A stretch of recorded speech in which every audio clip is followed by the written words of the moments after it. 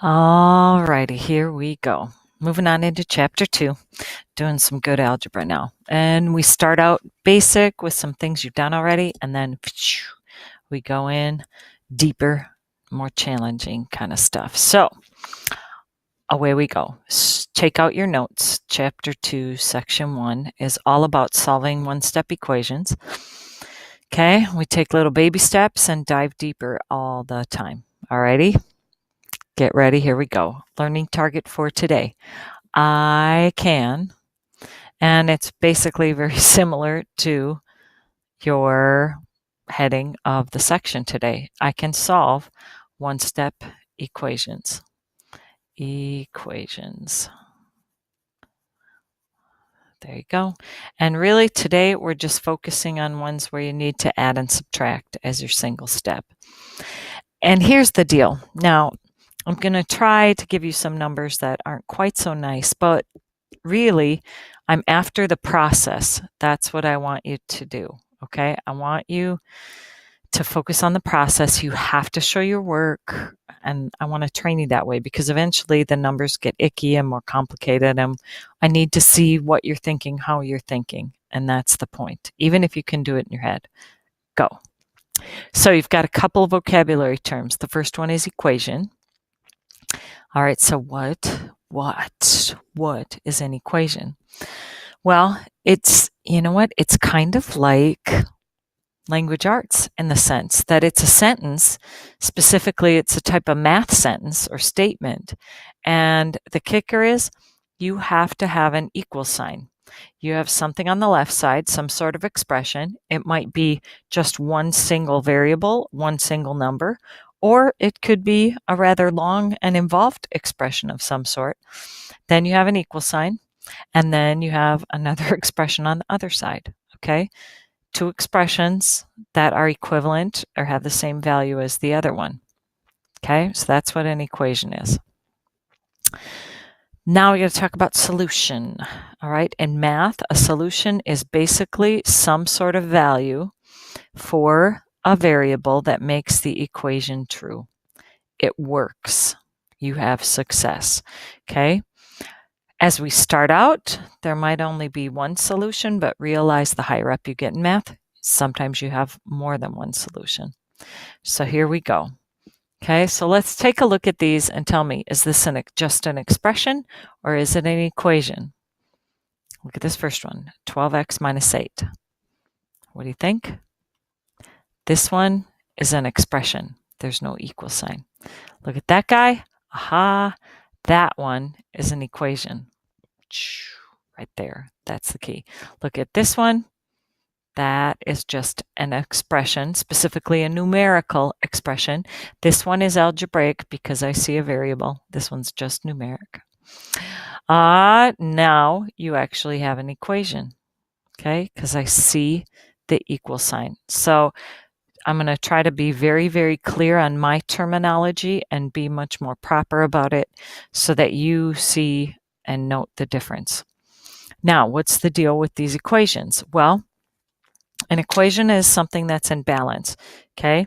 If I make this statement, this equals this, they have the same value. They may look different, but they have the exact same values. So we think of them as being balanced, and your job is then start doing things to solve it where you end up keeping it in balance. So here's what we need to talk about. There is something called the addition property of equality. When you have an equation, you can mess around with it doing certain legal moves. You have to preserve the balance. So if I want to add, say, 10 to this side, in order to keep that equal sign true, you have to add 10 to this side. It keeps it balanced. Okay, if I want to add 9 million to this side, you have to add 9 million to this side. That's what keeps it balanced. So this property says if you add the same thing, okay, and I'm just saying same thing, not just numbers, because eventually we'll get to the point where we're adding algebraic expressions to each side, okay? As long as you add the same thing to each side of the equation, your equation will remain true. Okay, this becomes important because we are going to get some complicated things and we need to make sure we're not breaking the law. All right, so that was the addition property. Well, guess what the other one is? Okay, for today anyway. The other one basically says the same thing with subtraction. You can subtract whatever you want from this side of an equation as long as you do the same thing over here. Keeps it balanced, okay? So this is going to come into play when we start solving equations. And here's the big thought process behind how you solve. Okay, and we have a procedure, a standard set of rules that I need you to follow. The first thing you need to do is find that variable. At first, you're going to be like, duh, it's right there. Yes, eventually it'll get a lot more complicated. So make sure you scan through it once, see where that variable is. Then your strategy is to say, okay, in order to solve this, I want to get that variable alone, all by itself. Nothing else with it. No numbers, no other variables, no nothing. I want it alone. In order to accomplish that, you need to undo or use an inverse operation so that you can get that particular variable by itself. Once you do that and perform these steps following the law, following these properties, then you should be able to tell me what the variable equals. And then you're really not done yet. I want you to check your answer. Okay? It's not that hard. Just put it back in and make sure it works. Especially as we start to deal with a lot of positive and negative rational numbers, you need to make sure you check because Speedy Sally may drop a negative sign somewhere and then you are toast. All right? Check them. So let's take a look at this. This is a Q, by the way, this letter variable. Q minus 88 equals 79. Okay. First of all, this has to be kind of big in order to take away 88 and still end up with almost 80 of them. In fact, I'm thinking in my head, this is almost 90. This is almost 80. My answer should probably be something close to 170 by the time I'm done. Now, here's my letter. Get it alone by undoing what's happening. Right now, I'm subtracting 88. The inverse operation would be adding. So add 88. Why do I do that? Because that goes to 0. And adding 0 to Q, 0 is the identity when it comes to addition. So I just get Q. That's exactly what I wanted. However, you can't just make this equation get all kittywampus in saying I added 88 to this side. Yeah, you have to be fair and do the same thing over there to level it out. If you have siblings, I guarantee you have uttered these words in your family at some point. That's not fair.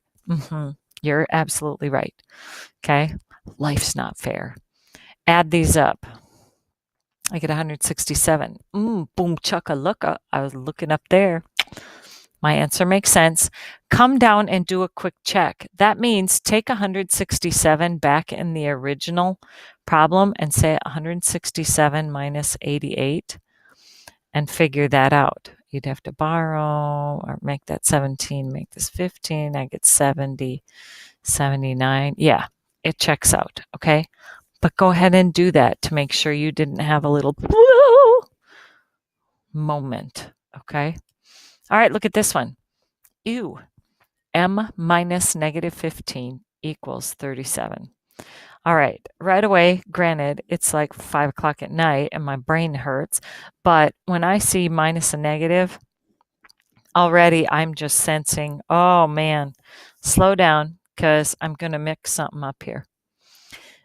If you're subtracting something from your variable, to undo that, you add that something. Now, right now, this doesn't look like it goes away, okay? However, if you also think that subtracting a negative is the same as adding the opposite, adding positive 15, this really is like saying m plus 15, and then when I take a negative 15, that goes to 0. Yes! Because m plus 0 is just m, and that's exactly what I wanted. All right, but I have to be fair and do the same thing over there. All right, this all went to 0. Yep. Now take 37 plus negative 15. That's just like subtracting 15. You get 22. Does this check out and make sense? Plug it back in. What's 22 minus negative 15? Minus, subtracting a negative is adding a positive. You get 37. Yes, you're good. Let's keep going. Whoa. Okay, take a look at this. When the first thing I said is find that variable, okay, there it is. I need to get rid of this negative 22. Okay, now technically I'm adding a negative 22 to D right now. To undo that, I'm thinking, well, my inverse operation is subtracting negative 22. Oh, subtracting negative, that really is like adding positive 22, negative 22, positive 22 goes to 0. Boom! There you go. Maybe your eyes are already jumping and saying, oh, how do I get rid of adding a negative 22? I just add 22 positively because they're opposites. I want this to go to 0 and annihilate each other, so I just have my variable. Be fair and do the same thing over there. You notice I always have this bar under the equal sign.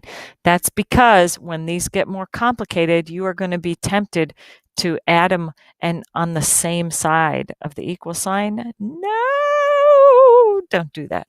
So I put that bar. I call it like my balance beam or your fulcrum for the teeter-totter. I get D is 82. Okay, does that check out? Is negative 22 plus 82? That gives me 62. Yes, 60. Oh, my stars. 60. Yikes. Fractions are our friends. Simmer down. No crying aloud. This time my variable's on the right. No big deal. I'm subtracting this. So to undo that, I'm going to add that, which happens to be the beautiful fraction 7/16. These are opposites, okay? Remember I've told you this is like stuck like glue on here. So these two together go to 0. Come over here. Add 7/16. Okie dokie.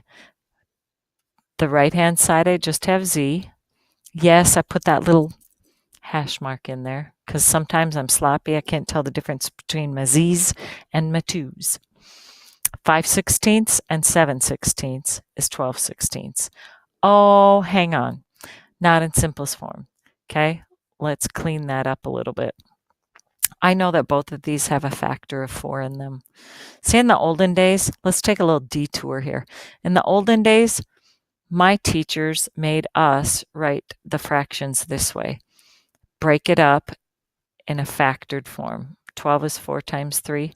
16 is 4 times 4.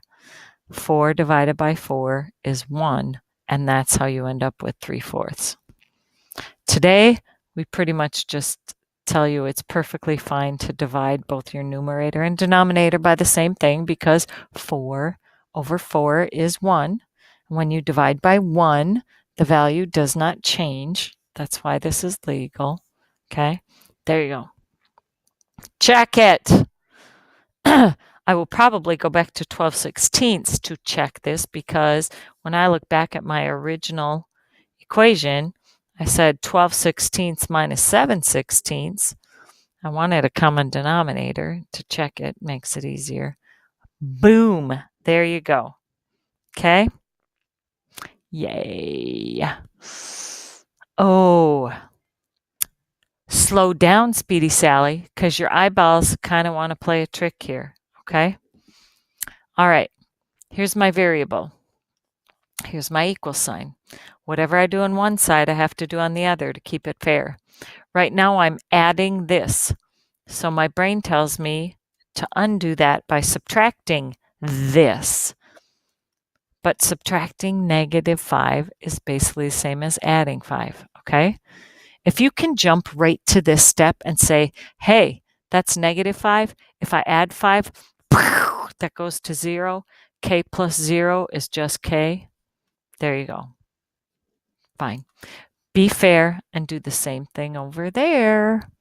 This also goes to 0.